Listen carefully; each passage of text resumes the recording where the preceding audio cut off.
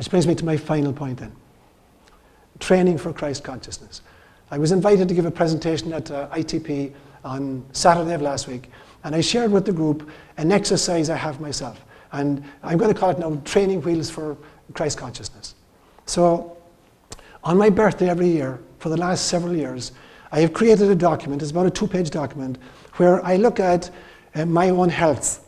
And I look at it under 8 different parts. And I try to create practices and mantras for myself that will allow me to move and to develop and to be healthy in these areas. And I call them for myself Training Wheels for Christ Consciousness. I want to share with you what they are. And so I write this down on my birthday. I take it out every single morning. When I get out of bed, it's the first thing I do. I put it on the bed, it's 2 pages. I kneel beside it, and I go through it section by section, and I create an intention for myself in each of these subcategories for the day. And then on my birthday each year, I revise it and see if there are parts that I've accomplished, I can take off the list, and pieces I need to put on to the list. So it's coming up again on Friday of this week. And so, firstly, I realize that, like everybody else, I am plugged into the universe so deeply that I am a channel for love and light and life for our planet and for our times. Every single one of us is. We are plugged deeply into the universe because we are literally the divine in manifestation. So every single one of us is plugged into the universe, into the cosmic reality so deeply that we have the opportunities of being channels for this light and life for our planet, for our time. So that's the subtext. And then look at 8 areas of health. And the first one is spirituality.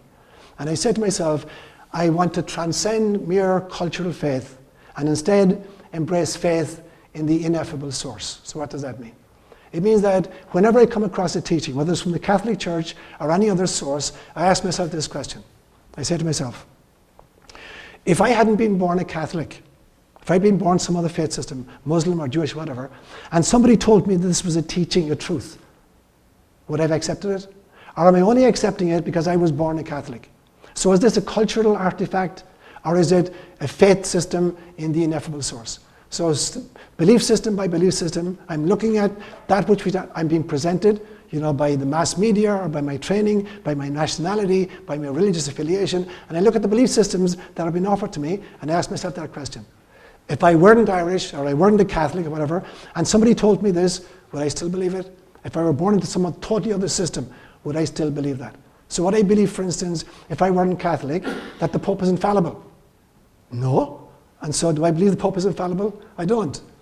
Now, if I were, for instance, Jewish, and somebody told me I was brought up to believe I was one of God's chosen people, and I asked myself the question as a Jew, if I hadn't been born Jewish, would I still believe that the Jews are God's chosen people?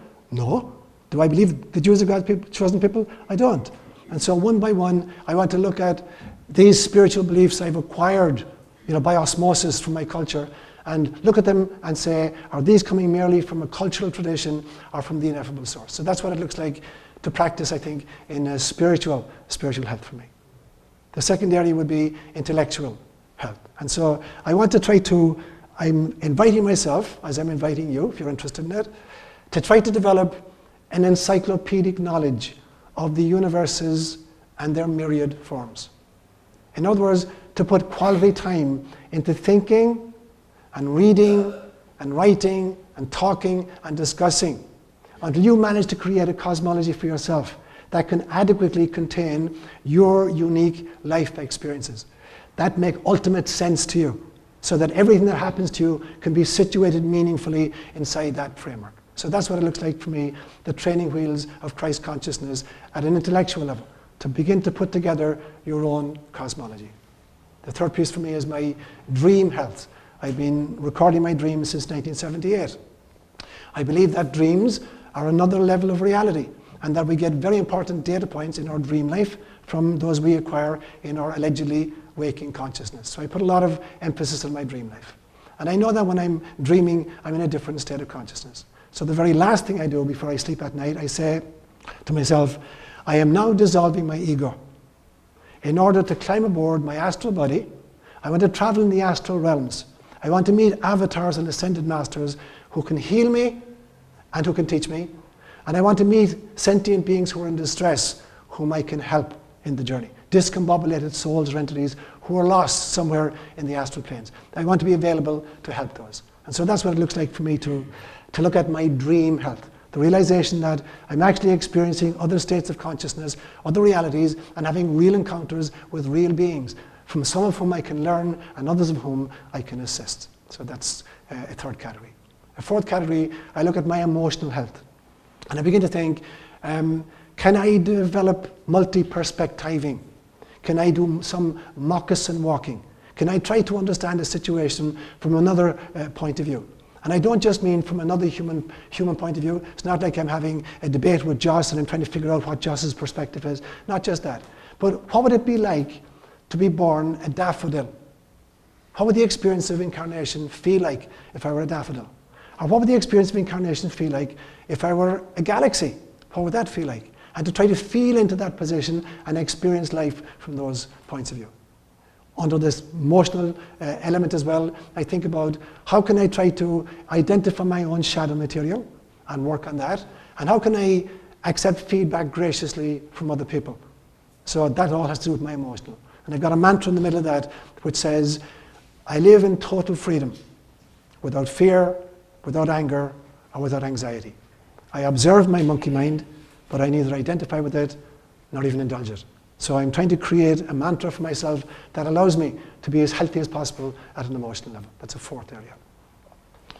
A fifth area for me is looking at my physical well-being and realizing I'm a spirit in a spacesuit. I have physical needs that I need to attend to. And so I need to sleep enough, I need to exercise regularly, and I need to look at what I'm eating, what I'm putting into my body. So am I being cognizant? What does it mean to be Christ conscious about your own physical body? What does it mean about sleeping, about exercising, and about eating? And so I try to create regimens or intentions for myself around that. Sixthly, I look at my social life or my relationships. And I want to try to see if I can be more authentic in my relationships so that I'm showing up more authentically. I'm not showing up superficially for encounters, but I'm really trying to be present to the other person, and that I'm learning to listen really well to the other person and to their viewpoint. That I'm not interested in just gossiping about other people, or not even interested that much in events, but that I'm really interested in ideas and spirituality, and that I want to be in relationships with people who are interested in spirituality as well, who are not just in relationships in order to gossip about people or to cut people down. So that would be a sixth area. Seventh area would be my financial well-being.